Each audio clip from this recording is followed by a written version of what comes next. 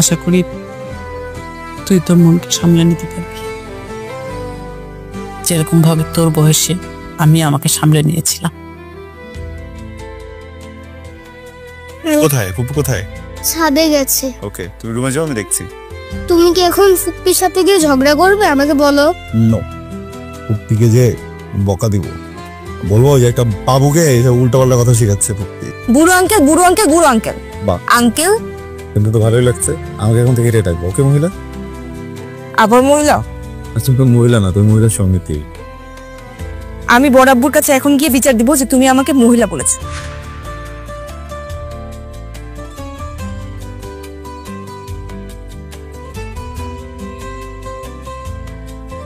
Madam আসসালামু আলাইকুম। ওয়ালাইকুম সালাম। ম্যাডাম, গেটে একটা ম্যাডাম আইছে, হ্যাঁ কইতাছে আম গাবরার স্যারের বান্ধবী। এখন কি ম্যাডাম ভিতরে আসতে বলবো? আবরারের বান্ধবী? তুমি কিভাবে শিওর হলে?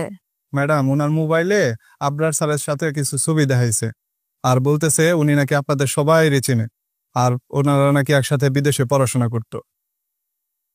ঠিক আছে, আসতে বলো। আচ্ছা।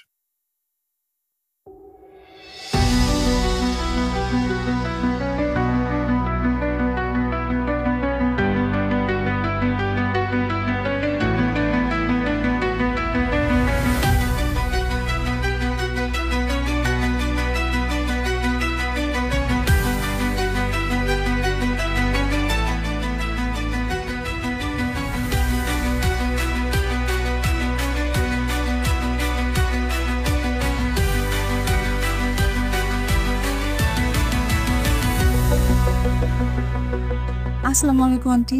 ওয়ালাইকুম সালাম। আপনি আপনার মা তাই না? হ্যাঁ। আমি কেয়া। আমি আর আপনার একসাথে বিদেশ পড়াশোনা করতাম। ও আচ্ছা আচ্ছা। ওসমান আঙ্কেল আছে? ও তো অফিসে গেছে। আকরাম ভাই আর সুমাইয়া ভাবি? আকরাম অফিসে আর সুমাইয়া বাসায়। ইরা আর ফায়াজ? ইরা অফিসে, ফায়াজ স্কুলে। তুমি তো দেখছি মা আমাদের সবাইকেই ভালোভাবে চেনো। তুমি আবরারের খুব ঘনিষ্ঠ বান্ধবী ছিলে?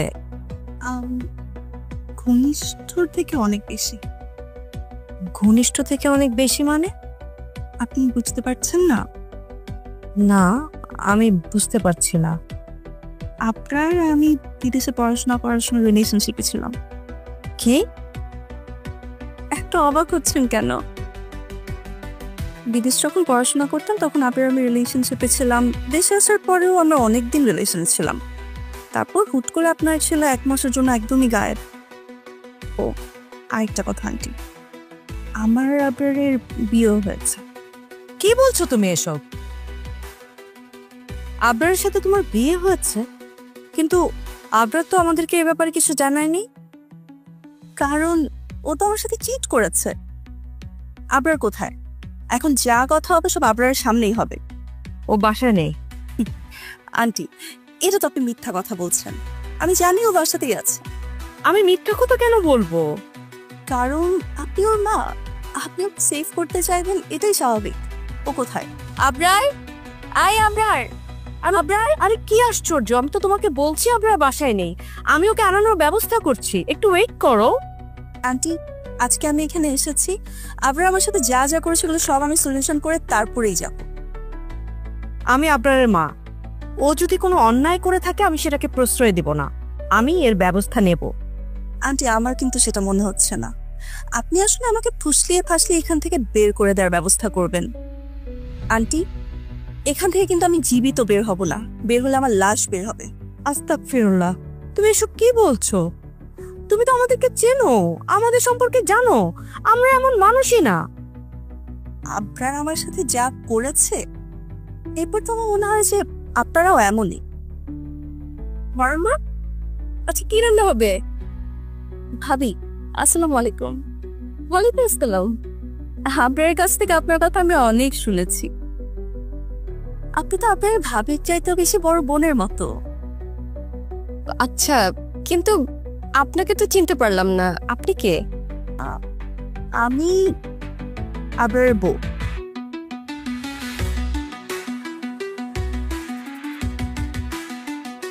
আপনিও অবাক হয়ে যাচ্ছেন? আবরা তার মানে আপনাকে কিছু বলেনি?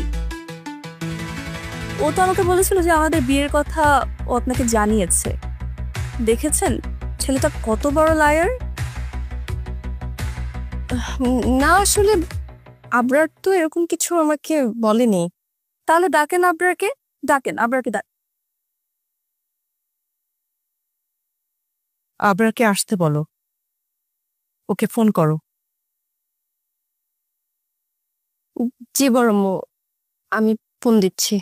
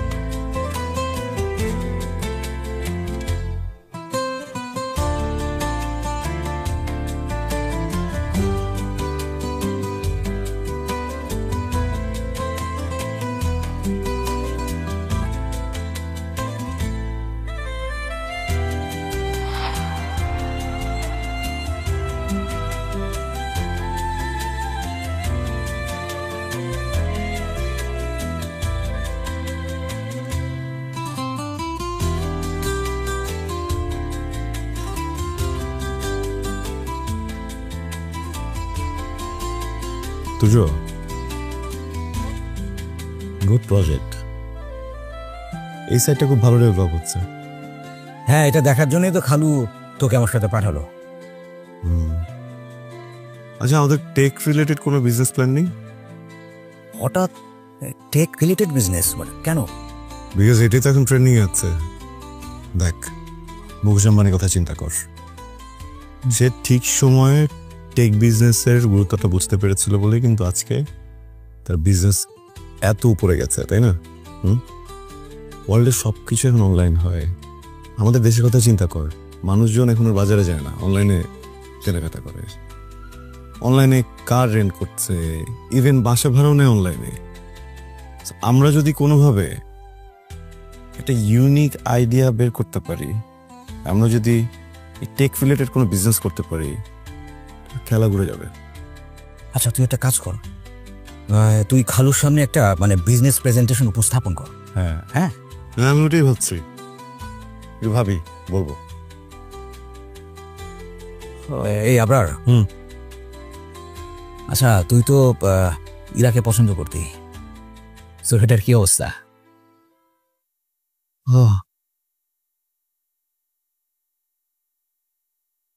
ইরাকে তো বুঝি না, আমার মনে হয় আমাকে এখনো কাজে নিয়ে ভাবে। আমারও ঠিক যেমনটাই মনে হয়।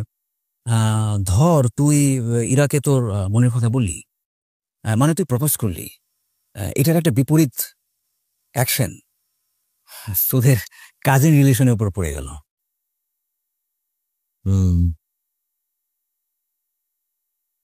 এই জন্য আমি বলি না, আদারস কবে মনের কথা বলে দিতাম। যাই বলিস ভাই, চিন্তা ভাবনা করে বলিস, কারণ এই বয়সে মনের ক্ষত খুব কঠিন হয়, খুব কঠিন। তুর্য, এই তুর্য, কি ব্যাপার? তোর মনে কি ক্ষত হচ্ছে নাকি? হ্যাঁ, আরে আমি তো ক্ষত বিক্ষত। কি বলিস, তুই ছেঁকা কর? না না, আমি ছেঁকাখন না, আমি আসলে ওই ওয়ান সাইডেড লাভার। ও গড, তোর মতো সুন্দর একটা ছেলে ওয়ান সাইডেড লাভার কিভাবে হয়? মানে ভালো ছেলেদেরই মেয়েদের অভাব হয়, বুঝছিস? ধর যারা ব্যাড বয়, ওদের মেয়ের কোনো অভাব হয় না, কারণ ব্যাড বয়দের মানে মন ভাঙার কোনো চান্সই থাকে না, কোনো ভয়ই থাকে না। আর গুড বয়দের মনটা যদি একবার ভাঙে না, তাহলে একবারে ভেঙে চুমার হয়ে যায়। আচ্ছা চলো, আমাকে মেয়ের ছবি দেখা, নাম বল, অ্যাড্রেস দে, আমি বাবাকে প্রস্তাব দিয়ে পাচ্ছি। আরে শোন শোন, নিজের সন্তানকে নিজেই মানুষ করতে হয়। নিজের সন্তানকে নিজে মানুষ করতে না পারলে অন্য কেউ মানুষ করতে পারে না। আর ঠিক তেমনি নিজের ভালোবাসাকে লড়াই করে নিজেই জিততে হয়। অন্য কেউ লড়াই করে জিতিয়ে দিলেও সে ভালোবাসা ধরে রাখা যায় না। আজকে ফার্স্ট টাইম ফিল হচ্ছে তুই আমার বড়। এত সুন্দর ভাব। Excuse me. জি ভাবি। কি? আমি বাসায় এসে এখনই সব কিছু এক্সপ্লেন করছি। ওকে, আমি আসছি ভাবি, একটু। এই কি হয়েছে? তুই আমি পরে বলি, আমাকে বাসায় যেতে হবে। হ্যাঁ, তুমি সাইডটা দেখো, আমি আসছি। আচ্ছা, সাবধানে যাস।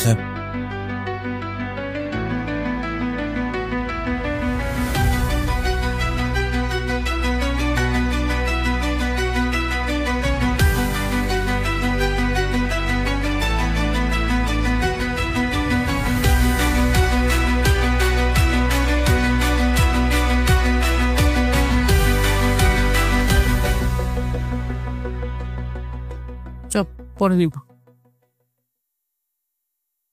পরে এসে কিছু মাংস নিয়ে যাবো, আলু নিয়ে যাবো, বুঝছিস? আর শোন, আমি মনে করছি কি এখন থেকে তোর বাবাকে আর বাজার করতেই দিব না, সে যত কথাই বললো। একদমই ঠিক করেছো মা। আর আমার যখন ক্লাস থাকবে না, আমিও তোমার সাথে বাজারে আসবো। মা আমি দুইজনে মিলে একসাথে বাজারে পড়ে। খুব ভালো হবে। আর এই কথাটাই তো সকালবেলা তোর আব্বাকে বলতে গেছি, তো বাবা তো একদমই অবাক। বাবা হয়তো ভেবেছিল যে রাগ করে কিছুদিন কথা বলবে না। লোকটা আসলে সেটাই ভেবেছিল। যাক মা, তোমাকে ধন্যবাদ যে তুমি ব্যাপারটাকে বড় করে দেখো। আরে ধন্যবাদ দেওয়ার তো কিছু নেই।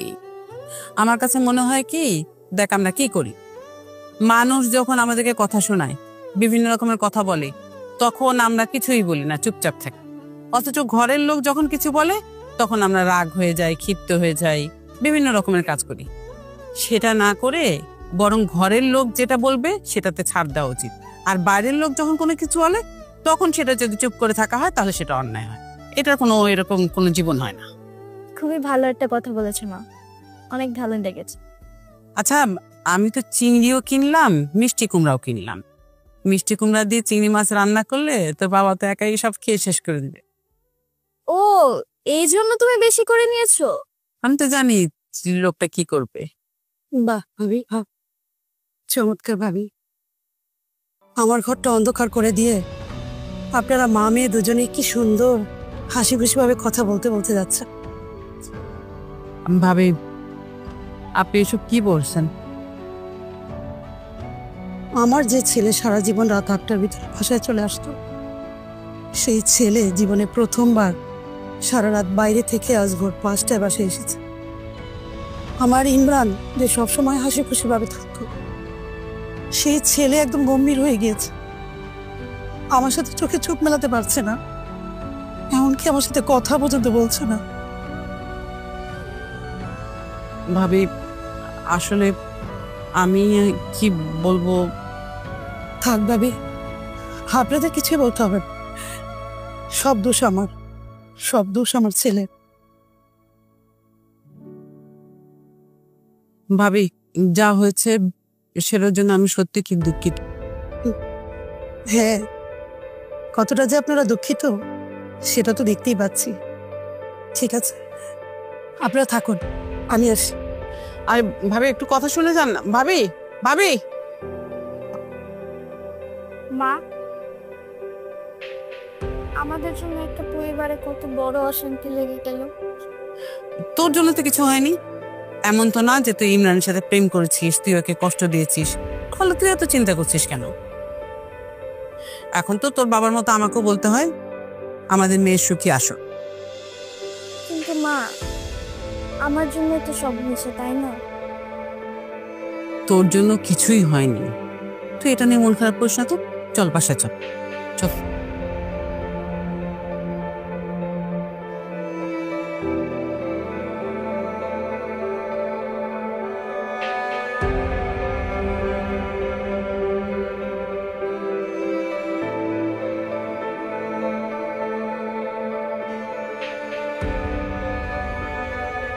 কি ব্যাপার, আপনার তো এখনো আসলো না, এত দেরি হচ্ছে যে? সুমাইয়া তোকে ফোন করেছে,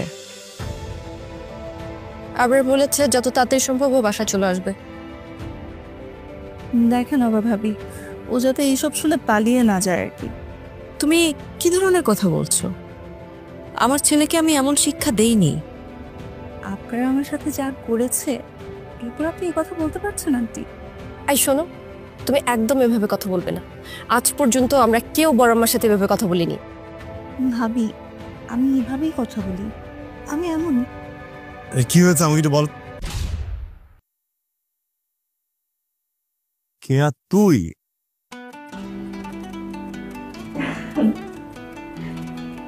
সরি আন্টি, সরি ভাবি। আসলে আমরা একসাথে বিদেশে পড়াশোনা করতাম, আমরা ভালো ফ্রেন্ড ছিলাম, কিন্তু আমি ওর বোটও কোনো কিছু না। এই, তুই বলবি আমি কেন এরকম করেছি? বলি, আমি যখন দেশে এসেছিলাম ওর বাসায় গিয়ে এমনটাই করেছিলাম, ওটা রিভেঞ্জ নিচ্ছে। আন্টি ভাবি, আমি খুবই সরি। ও না আমার বাসায় গিয়ে এর চাইতেও জঘন্য কাজ করেছে। এই, আমি বলবো তুই কি করেছিস? না না, আমি ডেফিনেটলি বলবো। আন্টি জানেন ও কি করেছে? তোমার বাসায় গিয়ে বলেছে যে আমার নাকি একটা সন্তানও আছে, মানে আমি আমার স্বামী সন্তান দুটোই বিদেশে রেখে দেশে চলে এসেছি। আস্তাগফিরুল্লাহ, এরকম দুষ্টামি কেউ করে আবার? সরি মা, ওইভাবে না, আমি হালকা একটু মজা করেছি। আন্টি আপনি বলেন, আমি একদম ঠিক কাজ করেছি না? একদম ঠিক কাজ করেছো। আচ্ছা, তুই আমার অবর্তমানে এসে আমার মা ভাবিকে পেয়ে এরকম সুযোগটা নিবি? ভাগ্যিস আমার বাবা বাসা ছিলেন না, কি হতো? আচ্ছা যাই হোক, এইসব মজা সাইডে রাখি। আমি মূলত এসেছি আমার বিয়ের কার্ড দেওয়ার জন্য।